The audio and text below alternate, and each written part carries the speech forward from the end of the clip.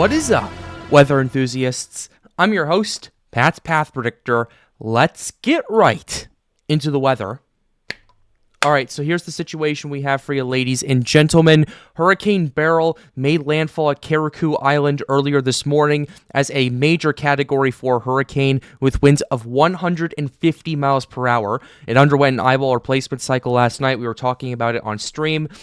And then it began to rapidly intensify as soon as it was done. It underwent one of the smoothest eyeball replacement cycles I had ever seen since covering stuff on Pat's Path Predictor.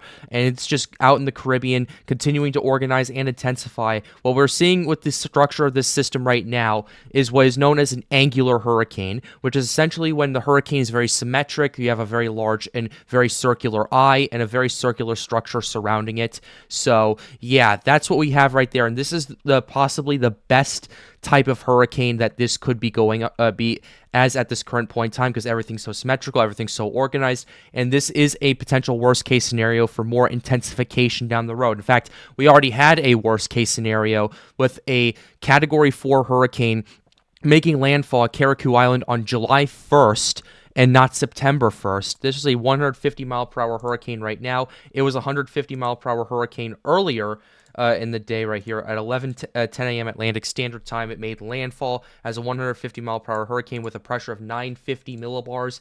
Right now, according to the latest public advisory, it is still 150 miles per hour with a 946 millibars. And there are still hurricane warnings in effect for St. Vincent and the rest of the Grenadines, as well as Grenada. There is now a hurricane watch in effect for Jamaica, and tropical storm warnings are still in effect for St. Lucia and Martinique, and there are tropical storm watches in effect for parts of Haiti and the Dominican Republic. So let's go ahead and pull that up right here with the graphics, so we can show you what's going on with the cone. Pressures, this still is moving west-northwest at 20 miles per hour. Pressure is 946 right now. This is, according to the 11 a.m. advisory, according to the National Hurricane Center, expected to remain a major hurricane for the next 36 hours before weakening down to Category 2 strength as it moves south of Jamaica and then makes landfall in the Yucatan Peninsula before starting to curve further to the north as it enters the Bay of Campeche and starts entering the Gulf, where a potential Texas impact is not out of the cards at this current point in time. We're going to have to keep an eye on it down the road from here. We're going to have to pay close attention to it, but considering what we've been seeing over the last little while, and considering the fact that this is still, in my opinion, rapidly intensifying. I'm sorry about the flashing lights. We can go ahead and go to this one right here. Considering the fact that this still is, in my opinion, rapidly intensifying, and we've had recon that's been out there seeing SFMRs that support Category 5 intensity at this current point in time, I think this is still going to intensify into the night tonight, and it's going to potentially peak at around a Category 5 strength. In my opinion, it's already getting close to that at this current point in time. Let's go ahead and show you the recon that they found out here with Flight 5 moving into and Flight 6 in Beryl at that current point in time. The recon mission is finished. Here's what we have right here. They found SFMR values of 140 knots, which is 160 miles per hour, which would support Category 5 strength. Flight level winds have been exceeding 125, 130 knots around that area. We continue to look at this. Recon has been doing an excellent job this morning. There's going to be another recon mission going out at around 7:30 p.m. Atlantic Standard Time, and depending on what they find, will set the tone for what we will be seeing for parts of the Dominican Republic, Haiti, and Jamaica. But with that being said, let's go ahead and also go back a little bit in time right here, and we're going to go ahead and go back to about 90 frames back, which is about 15 hours back, just to kind of show you the evolution of this thing. So this was about 10:15 last night. Now, this doesn't even do justice. Let's go ahead and go back to 120 frames, which is 20 hours back, just to kind of show you what we were looking at previously. This is where we were at before. This is a very compact Category 4 hurricane as it was approaching the Lesser Antilles, and watch what this does. You start to see that eyewall replacement cycle take full advantage, then you see a massive burst of convection firing up, and you see this hurricane greatly grow in size. Like, this thing is really ramped up in the size. Let's see what the hurricane force and tropical storm force winds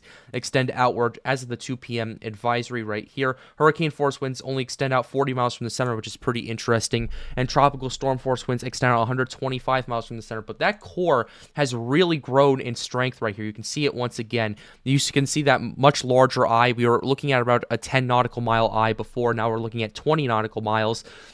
And overall, this is the best structure it has been at this point. The eyewall replacement cycle underwent something what is known as a merger eyewall replacement cycle, which is essentially the best case scenario for the hurricane, the worst case scenario for the people in Grenada and Caracas Island over there. So we're going to have to continue to keep an eye on this because Jamaica and the Yucatan Peninsula are in the line of fire for this, same as the Haiti and the Dominican Republic. They could see some tropical storm force winds now. So we're going to have to pay attention to that. Let's go ahead and show you the track models and the intensity. Track models at this current point, this is the 12Z. Here's the 18Z right here. Track models have this thing moving south of Jamaica right there. The H-Wharf wants this thing to be very close to the Jamaican island. There's a hurricane watch there for a reason. This thing's going to not be moving too far away from the south of Jamaica, and they definitely could see some hurricane impacts, especially in the southern half of Jamaica over there as it approaches the Yucatan Peninsula. The good news with its approach to the Yucatan is that, at least according to all these models, it's going to be entering a rather rural area, kind of where Hurricane Dean set up shop back in 2007 and made landfall. It was in a very rural area of the Yucatan Peninsula, and that's where this system is heading right now before entering into the Bay of Campeche. And depending on some models and depending on how far south it goes, it'll either stay in the Bay of Campeche and make landfall in eastern Mexico right here, or it'll curve further to the north and make landfall in Texas. It's going to depend on how strong the ridge is at that point, how far south this thing tracks. The ridge has been absolutely incredible with its strength, and that's why it's been pushing through the Windward Islands, and that's why it's been pushing further and further south with each model run. So we're going to have to pay attention to that. Intensity models right here. Models at this point wanted to either sustain or weaken down to category down as it gets closer to the Jamaica and the Yucatan Peninsula. In my personal opinion, I think the next 24 to 36 hours are going to be very good conditions for rapid strengthening, and we've seen this thing exceed expectations with the intensity models. So overall, I'm taking these with a massive grain of salt because of how much that Beryl has really just taken full advantage of the conditions it was given, and we were all worried this would happen. We were all worried this could happen and become a potential structure like this and cause a lot of damage and cause a lot of impacts to the Windward Islands. It looks like a worst-case scenario did happen, and it looks like an even worse-case scenario may be happening for those in the Caribbean Sea that are watching this. So that's the main thing that we need to take away from this. Conditions are still absolutely incredible with this. First of all, here's the global sea surface temperatures at this current point. They haven't cooled off at all, and they're actually going to get even warmer as we move into the Caribbean Sea, potentially cracking 30 degrees Celsius in a few isolated spots. Where it's about 29 degrees Celsius. That's about 86 degrees and 84 degrees Fahrenheit, respectively, 30 and 29. So this is over some of the best waters it can, and this is what I was worried that would happen since October, ladies and gentlemen, because all that ocean heat content and all that warm water remained virtually untapped. And now we have a very major hurricane moving through and potentially is going to take full advantage of it, especially in the eastern third of the Caribbean Sea as it moves closer to Jamaica. So we're going to have to pay attention to that. Ocean heat content off the charts right there. Let's go ahead and pull up a more recent map. Let's go ahead and pull up the 2024 starting in July now. It's July 1st, which is quite frankly hard to believe at this current point. This is July 1st right here. Let's go ahead and pull up these maps just to show you. OHC is off the charts, especially in the eastern Atlantic and especially as this approaches Jamaica. That's why I'm over here saying that this thing is going to continue to rapidly intensify as it moves deeper into the Caribbean Sea. And also, another factor, wind shear is going to be very good for this system right here. There is zero wind shear at this current point in time. There is more wind shear as it starts to approach the central Caribbean Sea, and that could potentially tear it apart, and that's potentially what the NHC is looking at to weaken. However, that wind shear from all the forecast models I've looked at and we can show you weakens quite a lot as this thing moves through the central Caribbean, so we're going to have to pay attention to it. And we also have another area of weak wind shear in the western Caribbean as it approaches the Yucatan Peninsula, so we could see a situation, if that holds, where it weakens and shear tears it apart a little bit. The structure starts to reorganize, and then we start to see another period of intensification. I mean, Beryl has been very unpredictable all this time. It rapidly intensified from a tropical depression to a Category 4 hurricane in a short amount of time. It's doing that again. and things are going to get pretty interesting down the road. So let's go ahead and now show you some of the shear forecast and the moisture forecast, just to give you an idea of what we are seeing with Hurricane Beryl at this current point as it barrels through the Caribbean Sea. Let's start with the 2 to 850 millibar shear at this current point. Here's we're going to go ahead and use the 6Z European since that's the most recent, and that gives us the best answers at this current point in time. So here's the situation that we have right here. Shear across this, like I told you, is expected to start doing a mass exodus as this system continues to move deeper and deeper into the Caribbean Sea. It moves further and further west, allowing for a good amount of conditions and a good amount of intensification to happen, I'd say, for the next 36 hours. But then you start to see the shear start to build up, and you start to see the shear start to increase and start to tear at the system a little bit as it approaches the Yucatan, as it approaches Jamaica, and does all that stuff. And we'll have to see how that whole thing plays out. But either way, the next 36 hours are going to be great for intensification. And not only that, there's no dry air associated with this. There is a little bit of dry air ahead of it, but because there's no wind shear, that's kind of going to stop it at this current point in time.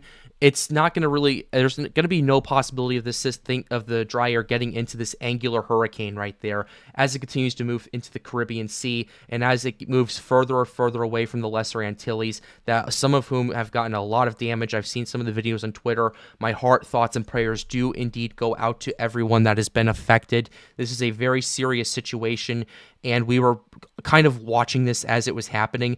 By the way, this is a 150 mile per hour hurricane on July 1st. This is the fastest time on hurricanes in hurricane season that we've seen a hurricane of this strength. And we saw Hurricane Dennis, I believe, on July 8th get to 150 miles per hour. And we're on July 1st. And yeah, we already have that. This is also another thing I'm noticing, a tone setter. And I was kind of talking about this in a few of my updates. I know I'm starting to sound like a broken record with this, but this is not sapping away any of the ocean heat content. As much as a Category 4 angular hurricane does, it's not sapping away at any of the ocean heat content, and it's not sapping away at any of the warm water. And the biggest reason for that is because it's moving at 20 miles per hour. It's moving too fast for it to take in as much OHC as maybe a few meters down deep or so, and it's not moving. It's not sitting over a place long enough for upwelling to really start to bring cooler water up, because this thing is once again moving at 20 miles per hour. That's what we're paying attention to at this current point in time. I mean, we have all this stuff that's going on, and I've been saying this, Beryl has been a tone setter, and this is, in my opinion, going to set the precedent for what we're going to expect going into this hurricane season, going deeper into the hurricane season starting in August and September at this current point in time. Matter of fact, we can go ahead and show you the moisture forecast to see what this thing does. So let's go ahead and do the relative humidity right here. It's in a very good pocket of moisture right there, and it's going to continue to be in that pocket of moisture as we continue to get into this. The shear is not going to be strong enough to penetrate the core, and it's not going to be strong enough to allow for the system to weaken. It's not going to happen at this current point. There may be a little bit of dry air intrusion. If it's going to do it, it's going to have to do it as it approaches Jamaica. Otherwise, you see a lot more of a moist environment as it approaches the Yucatan Peninsula, and that's what we need to pay attention to going forward at this point. Haiti, the Dominican Republic, Jamaica, and the Yucatan are in the path of this at this current point in time, and the east coast of Mexico and Texas need to be paying attention to this as we get more data and more information out for you. So with that being said, let's go ahead and show you the hurricane models that we have pulled up for you as they continue to come out. We're going to start with the HMON, then go to the HWRF, then the HAVS models, just to kind of neatly wrap this up in a nice little bow. Here's the situation that we have with the HMON. We're going to go ahead and move to the 10-meter winds with this right here. The HMON has this thing moving through. Its initialization point is interesting. It has it around 952, but then bottoms out to about 941 at that current point. It's lagging behind it at this current point. The pressure right now is 946 millibars. So overall, this HMON is a bit is kind of overdoing it a little bit. But regardless, the HMON wants this getting down to the 930s millibars, around potentially Category 5 intensity. The HMON wants this at 160 mile per hour Category 5 hurricane, and it's expected to sustain its Category 4 intensity as it moves through the Caribbean Sea, and by the time it gets moved south of Haiti and the Dominican Republic, it's still going to be doing that, and it won't weaken below that until it's just south of Haiti and making its final approach to Jamaica, where there it could be a Category 2 or Category 3 hurricane, depending on what the wind shear does to it at this current point. The H-MON wants Jamaica to get tropical storm force winds at this current point in time, although based on the structure I'm noticing right here with this angular hurricane, we could be seeing stronger winds than that. We're going to have to pay attention to it, and we're also not even considering if this thing is going to undergo another eyewall replacement cycle, which, well, what happened last time was it underwent a merger ERC. We talked about it earlier in the video, and it allowed for this thing to just quickly go through it and rapidly intensify again. Another eyewall replacement cycle may not be as fortunate for the system as last time, where it could potentially weaken it down a good 20 miles per hour, but would really greatly expand the storm size and potentially make things even worse for the Dominican Republic, Haiti, and Jamaica as the system makes its final approach there. And then after Jamaica, the system continues to get torn apart by shear. It gets down to Category 2 or Category 1 intensity. As it makes landfall in the Yucatan Peninsula, the core gets torn apart due to land interaction, and then it moves into the Gulf of Mexico, tries to organize and intensify, and it does as it approaches the Mexican coast, but there is going to be a bit of shear going on that could potentially limit this from happening. Let's go ahead and show you the H-WRF now. H-WRF's been pretty interesting, has this down to a 943 millibar system as a Category 4 hurricane, and it kind of maintains its intensity, potentially up to a high-end Cat 4 as it approaches the Dominican Republic at this current point. The H-WRF wants this thing to be a Cat 4 intensity all the way until it approaches Jamaica right here, where the H-WRF still wants this thing to make landfall as a Category 4 hurricane. At this current point, all the regular other models have it trajecting south of Jamaica, so I'm taking this with a massive grain of salt. But either way, this thing makes landfall as a Cat 4, causing a lot of destruction according to the H-WRF in Jamaica right there, and then moves off, causes some impacts, potentially hurricane force winds for the Cayman Islands, as this thing is still a major hurricane as it approaches the Yucatan Peninsula, makes landfall near Cancun, definitely disrupts the core due to land interaction. Then you see a much larger core as it enters the Gulf of Mexico, and we don't know much more beyond that. Let's go ahead and show you the HAVS A model. HAVS A is pretty interesting. Let's go ahead and show you that. HAVS A is pretty interesting, organizes, develops, gets this potentially down to a 175 mile per hour hurricane, up to that, and down to a 939 millibar pressure system. So this is potentially a Category 5 on the books right here as we continue to look through it, and it's expected to remain a major hurricane as it moves through south of Haiti and the Dominican Republic, but then wind shear starts to tear it apart. It becomes a Category 1 or Category 2 hurricane as it approaches the Yucatan Peninsula, makes landfall. The core absolutely gets disrupted thanks to land interaction. Then it moves into the Gulf and starts to reorganize and re-intensify as it approaches the coast over here. Last model we're showing you is the HAVS B over here. The HAVS B continues to be pretty interesting at this current point. HAVS B wants us to get down to Category 5 intensity, pressure of 9 in the 930s, wind speeds of 165 to 175 miles per hour, maintains major hurricane strength all the way until Haiti once again, but wind shear, it really wants it to tear apart. Personally, I think it's overdoing the wind shear a little bit for some of these models right here, and we could see a major hurricane all the way past Jamaica and all the way past the Cayman Islands at this current point in time. We're just going to have to wait and see how this whole thing plays out, and we're going to have to see how quickly this thing continues to intensify, because that is the main story that everyone has been watching at this current point, outside of the destructive landfall in Caracas Island. So here's what we have going on. It makes landfall in the Yucatan Peninsula near the Belize border as a major hurricane. The HAVS B gets completely disrupted due to the land interaction, then starts to rapidly reorganize and quickly intensify back up to Category 1 strength as it approaches the coast of Mexico over here.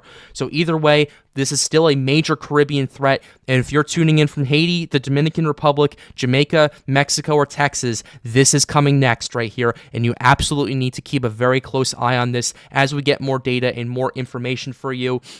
We're working at overtime here at Storms United. We're going to have another live stream as this thing continues to intensify, as more Hurricane Hunter reconnaissance goes in tonight. It'll start around 8 p.m. Atlantic Standard Time as recon starts to get into the storm. So be sure you don't miss that, and we'll keep you updated on the Pat's Path Predictor channel as well. Be sure to like the video and subscribe to the channel if you are new. It helps us out, helps us make more videos like these. The goal of this channel, as always, is to get more people engaged with weather. And if you want to see the discussion behind all this that's going on at Storms United, be sure to join our Discord server. Link to that is right over there. And with that being said, have a wonderful day, guys. Stay safe.